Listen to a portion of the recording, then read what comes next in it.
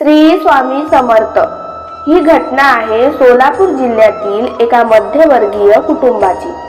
महेश कुलकर्णी नावाचा एक तरुण होता। खासगी कंपनीत नोकरी करणारा, प्रामाणिक आणि शांत स्वभावाचा, देवावर विश्वास होता, पण फारसा दिखावा नव्हता। रोज काम, घर, जबाबदाऱ्या, आयुष्य सुरळीत चाललं होतं। एके दिवशी ऑफिसमध्ये अचानक एक गंभीर प्रकार घडला। कंपनीत मोठ्या रकमेचा आर्थिक घोटाळा उघड झाला। वरिष्ठांनी चौकशी सुरू केली। कागदपत्रांवर महेशची सही असल्यामुळे संशय थेट त्याच्यावर आला। प्रत्यक्षात त्याचा त्या घोटाळ्याशी काहीही संबंध नव्हता, पण पुरावे त्याच्या विरोधात दिसत होते। काही दिवसातच महेशची नोकरी गेली, बदनामी झाली, मित्र दूर झाले, नातेवाईकांनी प्रश्न विचारायला सुरुवात केली। घरात तणाव वाढला, आई बाबा चिंतेत, पत्नी गोंधळलेली, महेश पूर्णपणे कोलमडला। एक रात्री तो एकटाच बसून विचार करत होता, मी काहीच चुकीचं केलं नाही, तरी माझ्यावरच काय सगळं। त्या रात्री त्याने पहिल्यांदाच मनापासून स्वामी समर्थांचा नाव घेतला। कोणताही विधी नाही, मंत्र नाही, फक्त एवढंच म्हणाला, स्वामी मी खोटा नाही, एवढीच सत्यता तुम्हाला माहीत आहे। दुसऱ्या दिवशी त्याला कोर्टाची नोटीस आली। केस उभी राहिली। सगळं आयुष्य धोक्यात आलं। महेशनं ठरवलं, अक्कलकोटला जायचं, काही मिळो न मिळो, पण मन हलकं होईल। अक्कलकोटला पोहोचल्यावर तो मठात बसला। आजूबाजूला लोक होते, पण तो एकटाच असल्यासारखा वाटत होता।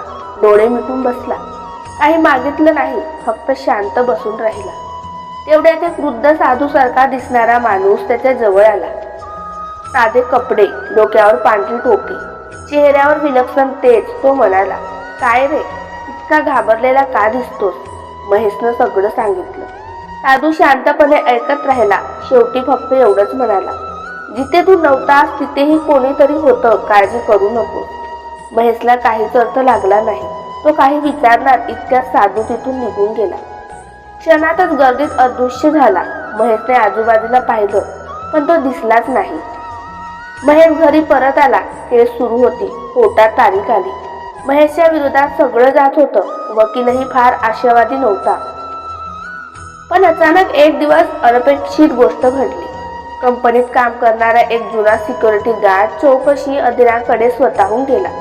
त्याने सांगितलं की घोटाळा झालेली रात्री CCTV बंद असतानाही त्याने एका माणसाला सर्व कागदपत्र बदलताना पाहिलं होतं। विशेष म्हणजे तो माणूस महेश नव्हताच। गार्डने अजून एका धक्कादायक गोष्ट सांगितली। त्या रात्री महेश ऑफिसमध्ये नव्हताच, पण एक साधू दिसणारा माणूस ऑफिसमध्ये फिरत होता। मी त्याला विचारलं तर तो म्हणाला, मी साक्षी आहे।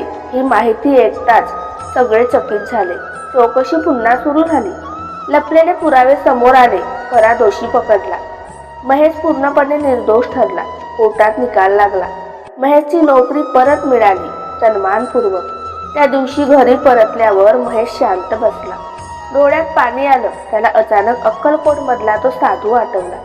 शब्द आठवले, जिथे तू नव्हतास तिथेही कोणीतरी होतं। काही दिवसांनी महेश पुन्हा अक्कलकोटला गेला। त्याच ठिकाणी बसला। आजूबाजूच्या लोकांना विचारलं, इथे पांढरी टोपी घालणारे एखादे साधू असतात का? सगळ्यांनी एकच उत्तर दिलं, इथे असे साधू नाही, पण स्वामी समर्थ भक्तांना अशाच रूपात दर्शन देतात। त्या क्षणी महेश हादरला। अंगावर काटा आला, डोळ्यातून अश्रू वाहू लागले। आजही महेश ही घटना सांगताना म्हणतो, मी कोर्टात माझं सत्य सिद्ध केलं, पण त्या आधी स्वामी समर्थ साक्षीदार बनून उभे राहिले होते। ही कथा सांगते, स्वामी समर्थ भक्तांच्या आयुष्यात फक्त चमत्कार करत नाही, तर गरज पडली तर अदृश्य साक्षीदारही बनतात।